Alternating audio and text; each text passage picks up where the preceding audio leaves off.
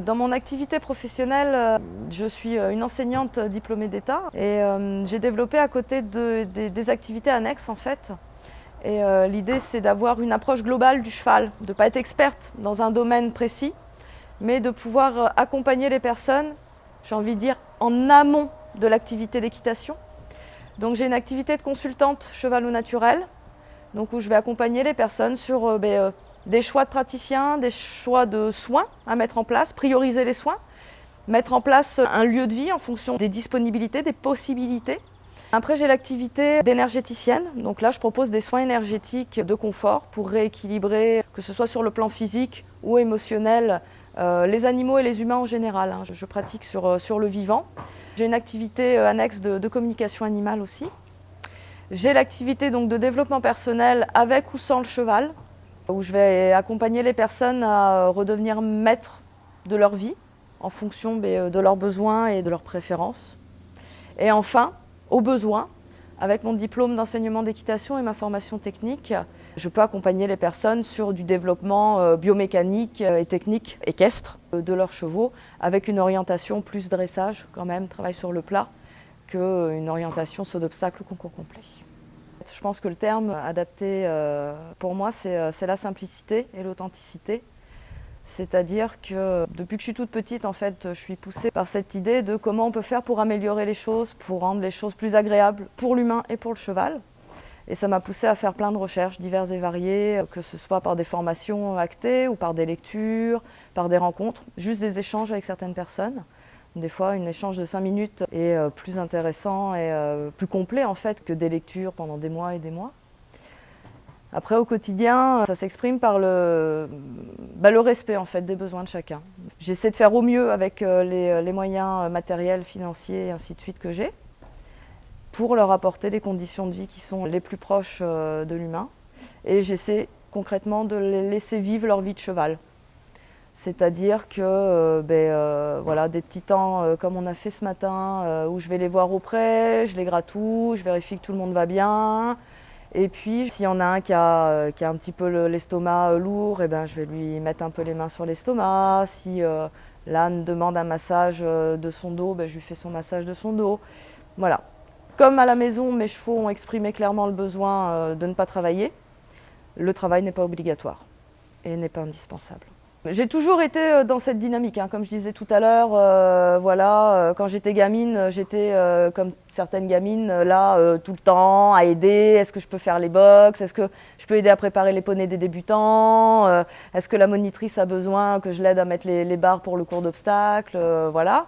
Après, je pense que l'événement qui a changé tout, c'est l'achat de mon premier cheval, de mon vieux Cachou, qui a une trentaine d'années maintenant, qui m'a amené vers cette autre chose, c'est-à-dire que lui ne convenait pas à l'utilisation qu'on pouvait avoir et attendre d'un cheval en centre équestre en fait.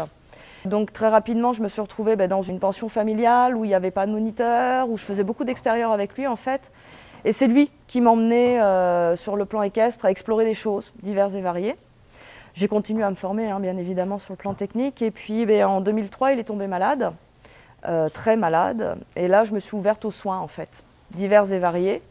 Donc j'ai fait des expériences, voilà, on dira ça comme ça. Et c'est vrai qu'il m'a amené cette ouverture. En fait, c'est mes chevaux qui m'ont fait changer de cap à chaque fois. C'est l'arrivée de mes chevaux qui m'emmènent toujours vers du plus fin, du plus subtil, du plus de l'autre en fait. C'est autre chose. Et c'est pas rechercher la vérité, c'est rechercher une vérité qui me correspond à moi, qui leur correspond à eux en tant qu'individus. Et pour le coup qui correspond à la relation que j'ai avec chacun d'entre eux. Je ne suis pas pareil, je n'interagis pas de la même manière, que ce soit avec Loulou mon âne, avec Cachou mon vieux cheval, avec Falcor mon vieux trotteur, avec Twister le jeune trotteur ou avec Larès mon anglo. C'est chacun au quotidien, alors comme tout le monde je fais des erreurs, je les assume. L'idée c'est de ne pas rechercher la perfection, c'est de rechercher l'équilibre. Dans mon approche en tout cas, c'est ça, c'est chercher cette notion d'équilibre. Qu'elle soit dans l'acte équestre, donc dans le travail du cheval, ou qu'elle soit dans le quotidien, l'équilibre dans la santé, l'équilibre dans l'émotionnel, dans l'environnement, puisque le Paddock Paradise dans lequel ils évoluent est aussi organisé de manière à ce que l'environnement y trouve un équilibre, que les chevaux ne soient pas une charge trop importante pour l'espace. Donc voilà. Je ne cherche pas forcément de sens en fait. C'est comme ça. J'ai eu pendant longtemps été impactée par le regard que les autres ont sur mes relations à mes chevaux, sur les attentes qu'ils projettent en fonction de leurs besoins à eux. Et puis un jour, je me suis détachée de tout ça. J'ai écouté mes chevaux et j'ai fait en fonction de ce qu'ils me disaient, de ce que je ressentais. Et pour le coup, le sens, c'est juste, on en revient à cette notion d'équilibre, que ce soit fluide et équilibré. Je ne cherche pas cette perfection en fait, qu'on pourrait avoir un corps parfait, un métabolisme parfait, un pied parfait. Je ne suis plus du tout dans cette recherche-là. Il y a des choses imparfaites. Moi, mon objectif, c'est que tout le monde soit à l'aise dans son environnement au quotidien. Mes chevaux sont des compagnons de vie, je pense. Je les considère vraiment de la même manière que des humains qui viennent. Voilà. On a cette même relation, c'est-à-dire que moi, je vais mon chemin, je fais mon évolution personnelle. Et ils sont libres de venir, rester, repartir. C'est vraiment c'est cette espèce de respiration. Après, dans le symbolisme, je pourrais partir dans les clichés que le cheval, c'est la liberté, c'est la force.